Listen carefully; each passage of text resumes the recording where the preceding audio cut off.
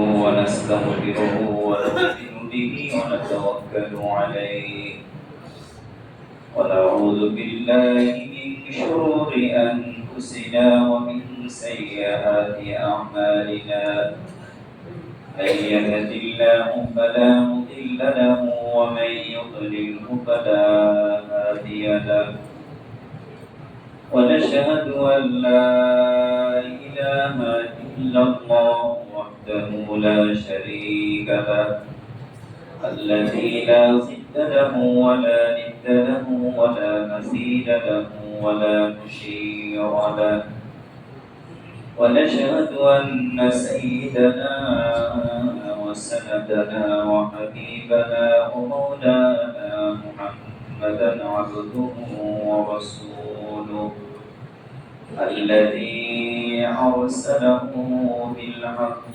بشيرا ونذيرا وداعيا إلى الله بإذنه وسراجا وقمرا منيرا أما بعد فقد قال الله تعالى في كلامه المجيد وفي فرقانه الحميد شبكري أعوذ بالله من الشيطان الرجيم بسم الله الرحمن الرحيم وما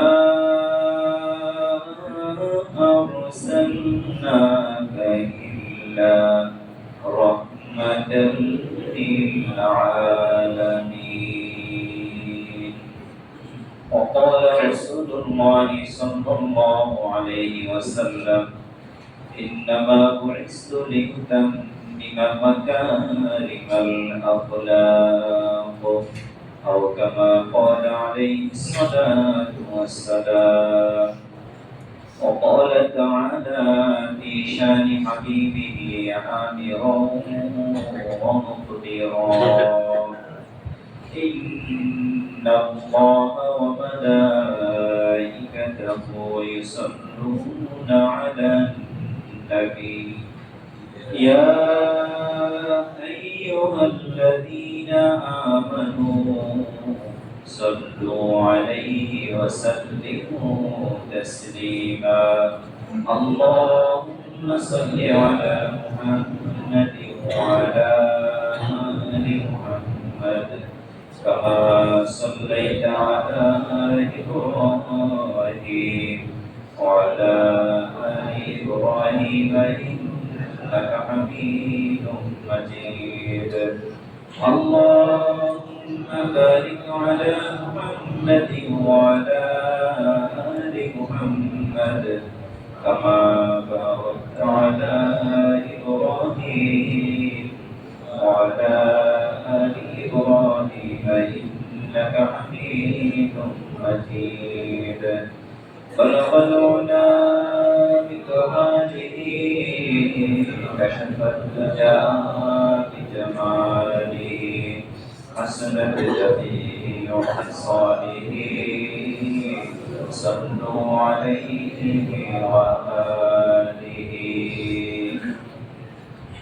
মুআজ্জাজ মুহতারাম সম্মানিত মুসলিয়ান কিরাম সর্বপ্রথমে আল্লাহ রাব্বুল আলামিনের অসংখ্য অগণিত শুকরিয়া জ্ঞাপন করি যিনি আমাদেরকে আজকের এই পবিত্র জুমার দিনে তারই ঘরে আসার তৌফিক দিয়েছেন এজন্য সেই মহান আল্লাহ সুবহানাহু ওয়া তাআলার দেওয়া জবান দিয়ে তারই শেখানো ভাষায় কারিমতে শুকর আদায় করে সবাই পড়ি আলহামদুলিল্লাহ ربنا لك الحمد حمدا كثيرا طيبا مباركا فيه يا ربي لك الحمد كما ينبغي لجلال وجهك وعظيم سلطانك প্রশংসা করলাম কার? সর্ব অবস্থায় সকল প্রশংসার একমাত্র মালিককে।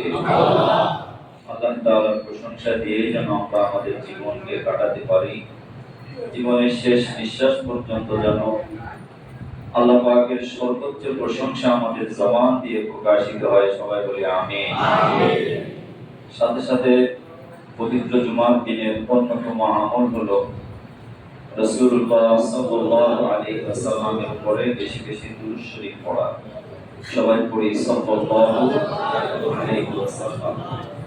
সকাল থেকে শুরু করে সারাদিন বেশি বেশি দুরূদ শরীফ পড়া, তওবা ইস্তিগফার করা এবং সূরাতুল কাহফের আমল করা।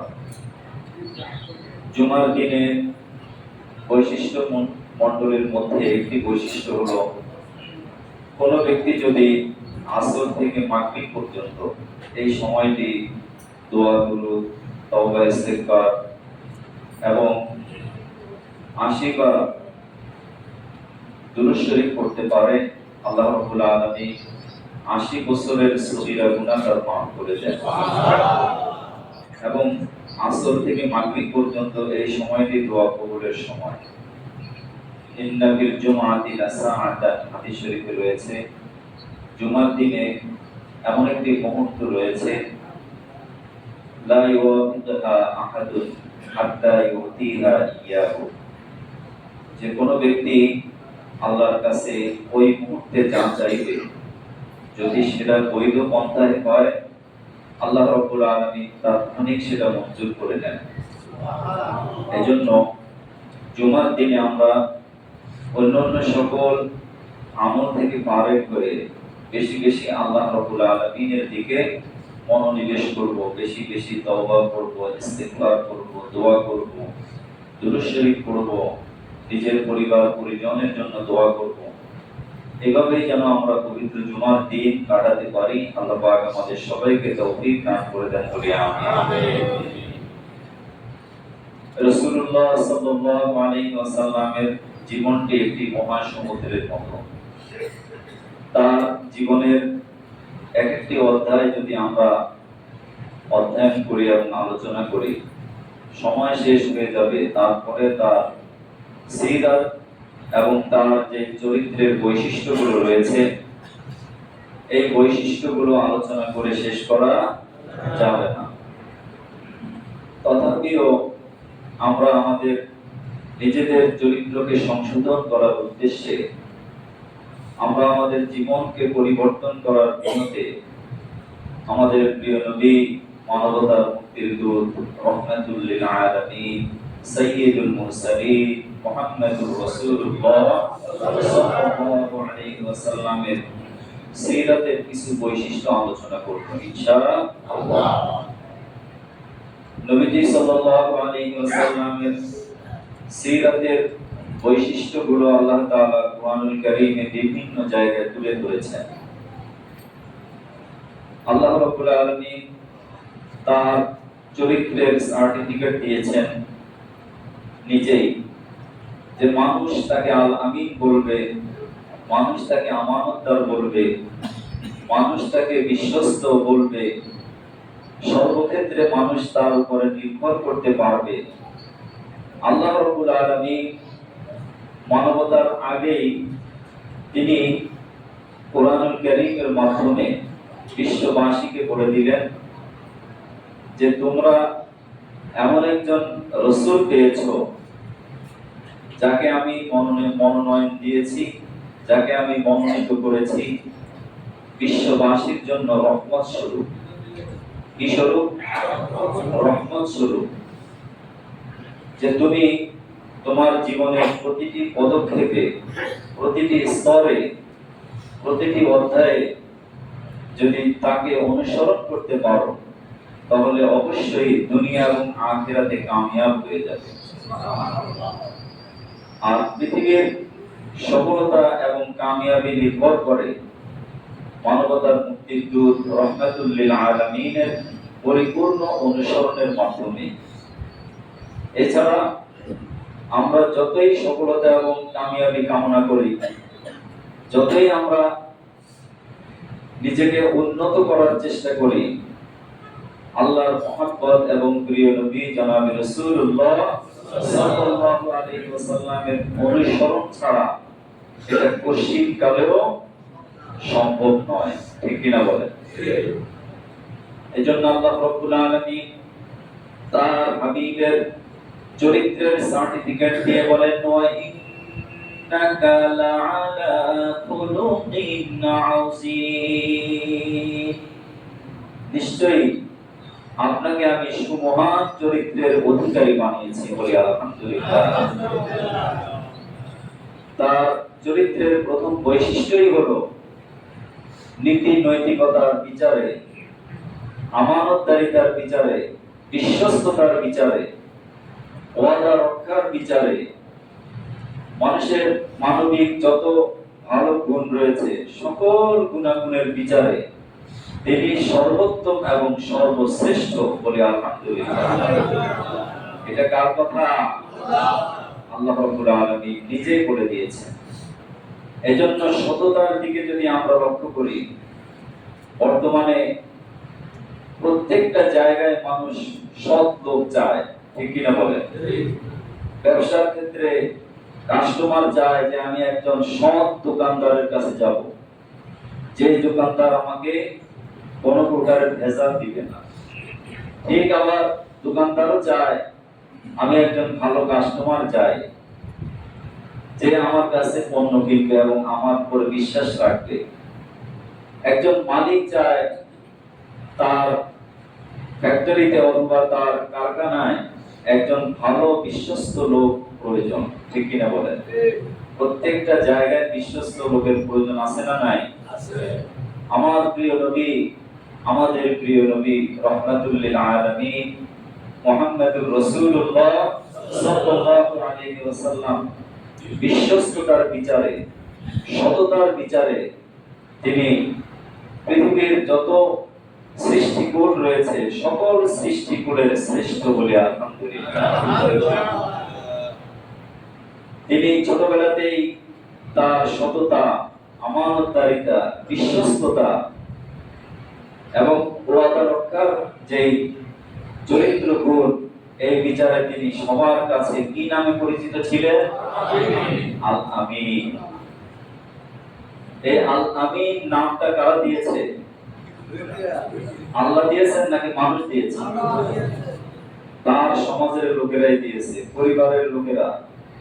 যেখানে তিনি জন্মগ্রহণ করেছেন, যেখানে তিনি বেড়ে উঠেছেন, যাদের সাথে তিনি চলাফেরা করেছেন, যাদের সাথে তিনি ওঠা বসা করেছেন, যাদের সাথে কথোপকথন করেছেন, সেই লোকেরাই তাকে আল আমিন বলে উপাধি দিয়েছে। বলে আলহামদুলিল্লাহ। এই হলো নবুয়তের আগের জীবন। এরপরে বিশ্বস্ততার ব্যাপারে, আমানতদারিতার ব্যাপারে সমস্ত মানুষগুলো তার উপরে কেমন নির্ভর করতেন। যখন তিনি নবী হন নাই, নবী হওয়ার আগেও তিনি মানুষের কাছে এত বেশি প্রিয় ছিলেন। মানুষ চিন্তা করত আমার এই ধন সম্পদ, আমার এই গচ্ছিত অর্থ সম্পদ এবং হীরা জহরত মণিমুক্তা স্বর্ণ যা কিছু আমার আছে, আমার ভাইয়ের কাছেও নিরাপদ নয়, আমার স্ত্রীর কাছেও নিরাপদ নয়, আমার আপনজনের কাছেও নিরাপদ নয়। আমার এই সম্পদ নিরাপদ থাকবে মানবতার মুক্তির দূত রাহমাতুল লিল আলামিন সাইয়্যিদুল মুরসালিন মুহাম্মদুর রাসূলুল্লাহ সাল্লাল্লাহু আলাইহি ওয়াসাল্লামের কাছে। ঠিক কি না বলেন? তারা জানতো যে সে আমাদের ধর্মের অনুসারী নয়, আমাদের মূর্তিকে তিনি স্বীকার করেন না। আমরা যার কাছে মাথা নত করি তিনি তার কাছে মাথা নত করেন না, তিনি মাথা নত করেন কার সামনে? আল্লাহর সামনে। তারপরেও তাদের আমানতগুলো নবীজি সাল্লাল্লাহু আলাইহি সাল্লামের কাছে রেখেছেন। ঠিক কি না বলেন? এরকম আমানতটা হিজরতের সময় তিনি যদি ইচ্ছা করতেন তার কাছে গচ্ছিত যত আমানত রয়েছে, ইচ্ছা করলে সমস্ত আমানতগুলোকে তাসাররুফ করে সবগুলো তিনি নিয়ে যেতে পারতেন। কিন্তু একটি পয়সাও, একটা স্বর্ণ মুদ্রাও, একটা দিরহামও মানুষ যা কিছু আমানত রেখেছে তিনি সাথে নিয়ে যান নাই। তিনি তার বিছানার মধ্যে আমানতগুলোকে যথাযথভাবে ফিরিয়ে দেবার জন্য হযরত আলী রাদিয়াল্লাহু তাআলা আনহুকে রেখে গিয়েছে। হযরত আলী রাদিয়াল্লাহু তাআলা আনহু জানতেন মক্কার কাফের দুশমনেরা যারা নবীজিকে হত্যার জন্য ঘরের চতুর্দিকে অবস্থান করছে, তারা যদি মুহাম্মদুর রাসূলুল্লাহ সাল্লাল্লাহু আলাইহি ওয়াসাল্লামকে না পায় নিশ্চয়ই তারা আমাকে হত্যা করে ফেলবে। তারপরেও আদেশ দিয়েছে মুহাম্মদুর রাসূলুল্লাহ সাল্লাল্লাহু আলাইহি ওয়াসাল্লাম তার আদেশের অমান্য হননি, অবাধ্য হননি। তিনি মাথা নত মস্তিষ্কে নত শিরে মেনে নিয়েছেন যে আপনি আমাকে নির্দেশ দিয়েছেন আপনার বিছানায় শোবার জন্য, আমি আমার জীবন চলে যাবে, আপনি যে আমানতগুলো মানুষের কাছে ফিরিয়ে দেবার জন্য বলেছেন, আমার শেষ নিঃশ্বাস পর্যন্ত আমি চেষ্টা করে যাব আমানত যথাযথভাবে ফিরিয়ে দেবার জন্য। মানুষ যেন কোনো অবিশ্বাস করতে না পারে, মানুষ যেন কষ্ট না পায়, মানুষের আমানতগুলো যেন ঠিকঠাক মতো পৌঁছে যায়, আমি আমার জীবন দিয়ে ওগুলো এই ওয়াদা রক্ষা করবো বলে আলহামদুলিল্লাহ। এজন্য মুহতারাম হাজিরিন, তার চরিত্রের অন্যতম একটি গুণ হলো আমানতদারিতা এবং সততা, যেটি প্রত্যেকটা মানুষের সবচেয়ে বড় সম্পদ। মানুষ টাকা পয়সা ধন দৌলত এরপরে শিক্ষাগত ডিগ্রি অথবা যা কিছুই থাকুক না কেন, এগুলো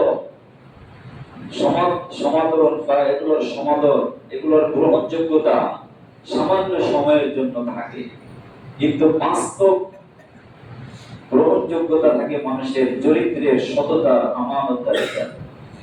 যতই উচ্চ শিক্ষিত এবং যোগ্যতা সম্পন্ন ব্যক্তি আপনি আপনার বাড়িতে নিয়োগ দিবেন, গাড়িতে নিয়োগ দিবেন, অথবা আপনার ফ্যাক্টরিতে আপনার কর্মচারী হিসাবে নিয়োগ দিবেন, কিন্তু পরবর্তীতে দেখা গেল সে আমানতের খেয়ানত করে, আপনি তাকে রাখবেন? কোনোভাবে আমরা রাখবো না। কারণ এটাই হলো সবচেয়ে বড় সম্পদ, এখানে সেই দুর্বল। আর প্রিয় নবী জনাব রাসূলুল্লাহ সাল্লাল্লাহু আলাইহি ওয়াসাল্লাম তিনি এই জায়গাতে কত সবল ছিলেন যে কোনো অবস্থাতে তিনি আমানতের খেয়ানত করেননি, বলে আলহামদুলিল্লাহ। এরপরে নবীজির আরেকটি অন্যতম বৈশিষ্ট্য ছিল যেটা আমাদের প্রত্যেকের প্রয়োজন, আল জওদ ওয়াল কারাম, বেশি বেশি দান সদকা করা, মানুষের সাথে সহানুভূতিশীল হওয়া, সহনশীল হওয়া, ধৈর্য ধরা, বিপদে আপদে ধৈর্য হারা না হওয়া, বিপদে আপদে মুসিবতে কষ্টে যন্ত্রণায় ধৈর্য হারা না হওয়া, সর্ব অবস্থায় নির্ভর করা কার উপরে? আল্লাহর উপরে নির্ভর করে, তাওয়াক্কুল করে, সবর করে। নবীজি সাল্লাল্লাহু আলাইহি সাল্লাম তার উম্মতদেরকে শিখিয়েছেন যে জীবনে কষ্ট আসবে, কখনো দারিদ্রতা আসবে, কখনো অভাব আসবে, কখনো শারীরিক অসুস্থতা আসবে, কখনো প্রতিকূল পরিবেশ থাকবে, কখনো আমার যে ইচ্ছা মতো বা আমার চাহিদা মতো অবস্থা থাকবে না। এরকম হয় কি হয় না?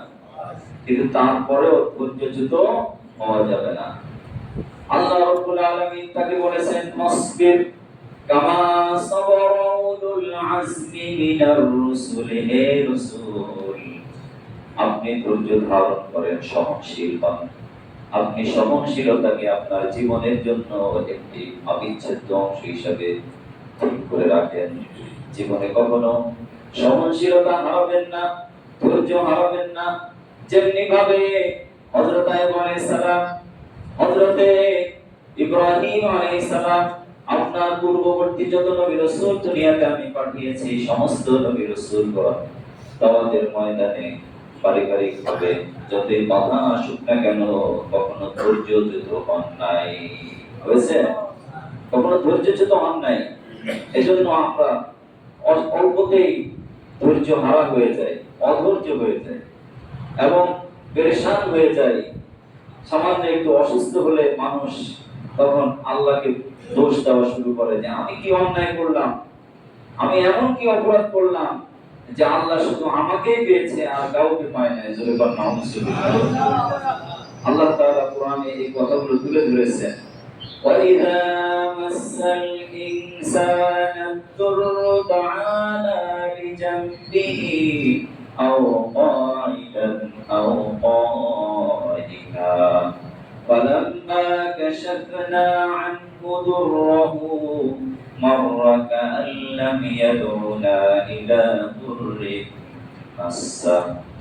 আল্লাহ রাব্বুল আলামিন বলেন, যখন মানুষ বিপদে পড়ে যায়, মুসিবতে যখন গ্রেফতার হয়ে যায়, যখন জীবনের সব ক্ষেত্রে সে একেবারে কঠিন বিপদের সম্মুখীন হয়ে যায়, তখন তারা পৃথিবীর আর কাউকে ডাকে না, ডাকে একমাত্র কাকে? বিপদের সময় কার কথা মনে পড়ে? ফাইদা রাকিবু ফিল ফুলকি দাউল্লাহ মুখলিসিনা লাহুদ্দিন। আল্লাহ রাব্বুল আলামিন উদাহরণ দিচ্ছেন উত্তাল সমুদ্র, যেখানে প্রচন্ড ঢেউ, একটা ঢেউ আঘাতেই নৌকা ডুবে যায়, জাহাজ ডুবে যায়, এমন প্রচন্ড পাহাড় চাইতে বড় বড় ঢেউ, উত্তাল তরঙ্গমালা। ঠিক এই সময় যখন মানুষ বিপদে পড়ে আল্লাহর কথাই স্মরণ করে, আর কাউকে সে ডাকে না। ঠিক কিনা বলেন? ফাইদা রাকিবু বিল ফুলকি দাউল্লাহ মুখলিসিনা লাহুদ্দিন। এরপর একনিষ্ঠভাবে সম্পূর্ণ আল্লাহর দিকে মনোযোগ দেয়। ফালাম্মা, যখন সে নাজ্জু ইলাল বাররি, আমি আল্লাহ রাব্বুল আলামিন দয়া করে যখন তাকে আবার উপকূলে নিয়ে আসি, সমুদ্রের কিনারে নিয়ে আসি, নিরাপদ অবস্থানে নিয়ে যাই, সঙ্গে সঙ্গে সে শিরিক করে বসে। সে বলে যে এই সমুদ্রের এই জাহাজের যিনি ক্যাপ্টেন ছিলেন, যিনি ড্রাইভার, আজকে তার দক্ষতায় আমরা সবাই বেঁচে গেছি। জোরে বল নাউজুবিল্লাহ। ক্যাপ্টেনের মধ্যে অথবা ড্রাইভারের মধ্যে দক্ষতা যিনি দিলেন তিনি কে? আল্লাহ। সে আল্লাহকে আমরা ভুলে যাই। এজন্য মুহতারাম হাজিরিন, প্রিয় নবী জনাব রাসূলুল্লাহ সাল্লাল্লাহু আলাইহি সাল্লামের চরিত্রের অন্যতম বৈশিষ্ট্য ছিল বিপদের সময় অথবা সুখে দুঃখে সর্ব অবস্থায় তিনি নির্ভর করতেন কার উপরে? আল্লাহর উপরে। এজন্য আমরা আমাদের জীবনে চলার পথে অনেক সময় অনেক বিপরীত অথবা অনেক মুসিবত আসবে, বিপরীত পরিবেশ তৈরি হবে, তারপরেও আমরা ধৈর্যচ্যুত হব না। মুহতারাম হাজিরিন, নবীজির আরেকটি অন্যতম বৈশিষ্ট্য ছিল তিনি দানশীল ছিলেন। দানের ক্ষেত্রে তিনি আর-রিহিল মুরসালা, চলমান বায়ু যেমন দ্রুত গতিতে চলতে থাকতো, নবীজির কাছে চেয়েছে কোন ভিক্ষুক অথবা কোন প্রার্থী, সে প্রার্থনা করেছে, কোনো কিছু চেয়েছে, আল্লাহ রাসূলের কাছে আছে, তিনি দেননি, তার জীবনে এরকম কোন ইতিহাস নাই। এজন্য সকল প্রকার বিপদ আপদ থেকে রক্ষা পাওয়ার জন্য, দুনিয়াতে সম্পদে বরকত লাভের জন্য, হায়াতে বরকত লাভের জন্য, সুখ এবং সমৃদ্ধির জন্য বেশি বেশি দান সদকা করার জন্য নবীজির সিরাতের অন্যতম বৈশিষ্ট্য। আমরা চেষ্টা করব সকাল থেকে যখন যেখানেই যাই না কেন, কোনো ফকির মিসকিন অথবা কোনো অসহায় মানুষ, যে সত্যিকার আমি জানি সে অসহায়, সে বিপদে পড়েছে, এই বিপদগ্রস্ত ব্যক্তিকে একটু সাহায্য করব। নবীজি বলেন, মান কানাল্লাহু ফি হাজাতি আখিহি কানাল্লাহু ফি হাজাতিহি। কোন ব্যক্তি যদি তার ভাইয়ের সামান্য একটু সহযোগিতা করে, আল্লাহ রাব্বুল আলামিন তাকেও সহযোগিতা করেন। সুবহানাল্লাহ। এজন্য নবীজির এই চরিত্রের বৈশিষ্ট্যের মধ্যে আরেকটি বৈশিষ্ট্য হলো তিনি কখনো প্রতিশোধ পরায়ণ হন নাই। দেখুন, তায়েফের ময়দানের ঘটনা আমরা সবাই জানি যে নবীজি সাল্লাল্লাহু আলাইহি সাল্লামকে কি পরিমাণ রক্তাক্ত করা হয়েছিল, যার শরীরে মাছি পর্যন্ত বসতো না, মাছি মশা বসা নবীজির শরীরে হারাম ছিল। সুবহানাল্লাহ। যে নবীজির থুতু মুবারক তিনি নিক্ষেপ করার সাথে সাথে সাহাবা ইসমাইল সেটা গায়ে মেখে নিতেন এবং থুতু মুবারক থেকে মিশক আম্বরের চাইতে আরো বেশি সুঘ্রাণ ছিল। সুবহানাল্লাহ। সেই রাসূলকে এই দাওয়াতের কারণে, ইসলাম প্রচারের কারণে, দাওয়াতি কাজের কারণে রক্তাক্ত হতে হয়েছে। সুবহানাল্লাহ। নবীজি সাল্লাল্লাহু আলাইহি সাল্লাম তায়েফের ময়দানে যেই রক্তাক্ত হওয়ার ঘটনা, আল্লাহ রাসূল সাল্লাল্লাহু আলাইহি সাল্লামের কাছে তায়েফের যত পাহাড়গুলো ছিল সমস্ত পাহাড়ের জবান খুলে গেছে।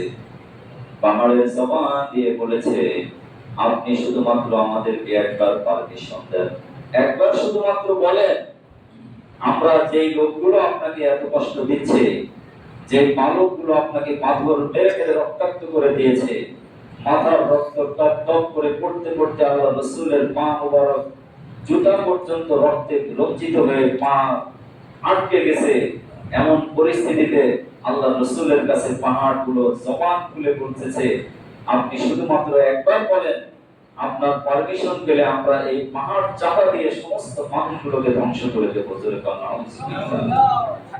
নবীজি সাল্লাল্লাহু আলাইহি সাল্লাম পাহাড়গুলোকে বললেন, তোমরা কার সৃষ্টি? পাহাড়গুলো বলল, আমরা আল্লাহর সৃষ্টি। আর যে আল্লাহ রাব্বুল আলামিন তোমাদেরকে সৃষ্টি করেছেন, সে আল্লাহকে দেখেন না আমার এই পরিস্থিতি? যে আল্লাহ রাব্বুল আলামিন দ্বীন প্রচারের কারণে, দাওয়াতের কারণে, মানুষকে দ্বীনের কথা শোনানোর কারণে আমাকে রক্তাক্ত হতে হয়েছে, যে আল্লাহ আমাকে রক্তাক্ত করেছেন, সে আল্লাহ অবশ্যই আমাকে দেখে। আল্লাহ যদি ইচ্ছা করেন এর থেকে উদ্ধার করবেন, আল্লাহ যদি ইচ্ছা না করে, তোমরা কেন সারা পৃথিবীর সব কিছু যদি আমার পক্ষ নেয় আর আল্লাহ যদি আমার বিপক্ষে থাকে, আমি রাজি হব না। কারণ আমাকে রক্ষা করবেন কে? আল্লাহ। আর যাদেরকে মারার কথা বলছো, এই ছোট্ট ছোট্ট বালকগুলো মুরব্বীদের কথা শুনে তারা আমাকে আঘাত করছে, আঘাতে আঘাতে জর্জরিত করে দিচ্ছে। হয়তোবা এই বালকেরা আমার কথা শুনবে না, তারা আমার দাওয়াত গ্রহণ করবে না, আমার দাওয়াত তারা নিবে না, কিন্তু তারা যখন বেঁচে থাকবে তাদের সন্তানেরা হয়তো দ্বীন মানবে, তারা দ্বীন প্রচার করবে, তারা হয়তো আমার উত্তরসূরি হবে, আমার উম্মত হবে, ওদেরকে মারিলে হবে এই ডাকিবে আল্লাহ। আল্লাহু আকবার। যে তাদেরকে যদি তোমরা মারো, তাহলে ওদের বংশধর হয়তো আমার দ্বীনের কথা শুনবে, তারা হয়তো দ্বীন প্রচার করবে, আমার উম্মত বাড়বে, তাদেরকে মারার প্রয়োজন নাই। আল্লাহ রাব্বুল আলামিন এই তায়েফের রক্তের বদৌলতে সারা পৃথিবীতে আল্লাহর দ্বীনকে তিনি বিজয় করেছেন এবং বিজিত রেখেছেন। মানুষের মধ্যে দ্বীন এখন প্রচার হচ্ছে, ঠিক কিনা বলেন? এজন্য নবীজির চরিত্রের আরেকটি বৈশিষ্ট্য ছিল যে তিনি দাওয়াতের ময়দানে যত প্রতিকূল পরিবেশ হোক না কেন, দাওয়াতের ময়দানে অবিচল অনড় ছিলেন। আমরা প্রত্যেকেই কিন্তু নবীজি সাল্লাল্লাহু আলাইহি সাল্লামের একটি আমানতের জিম্মাদার, যেটি সমস্ত নবী রাসূলের এই আমানত ছিল। পৃথিবীতে আর কোন নবী রাসূল আসবে? সম্ভাবনা আছে নাকি আছে? আল্লাহ রাসূল সাল্লাল্লাহু আলাইহি সাল্লাম বলেছেন, কুতিবা বিহান নবিয়্যুন, যে আমার থেকে নবুয়তের দরজা শেষ, এরপরে আমি আমানত রেখে যাচ্ছি এই দাওয়াতের কাজকে। আমি যেমন সকাল থেকে রাত পর্যন্ত মানুষের কাছে দ্বীনের দাওয়াত দিয়েছি, ঘরে প্রবেশ করেছি খাদিজাতুল কুবরা রাদিয়াল্লাহু তাআলা আনহা, হযরত আয়েশা সিদ্দিকা আমাকে সাহস জুগিয়েছেন, দাওয়াতের ময়দানে আমি কখনো পিছপা হই নাই, মানুষকে দাওয়াত দিয়েছি, কেউ গ্রহণ করেছে, কেউ করে নাই। সবাই তো আর গ্রহণ করবে না, ঠিক কিনা বলে? কিন্তু তাই বলে আমাকে অলসতা করে বা দাওয়াতের ময়দান থেকে পিছপা হওয়ার কোনো সুযোগ নেই।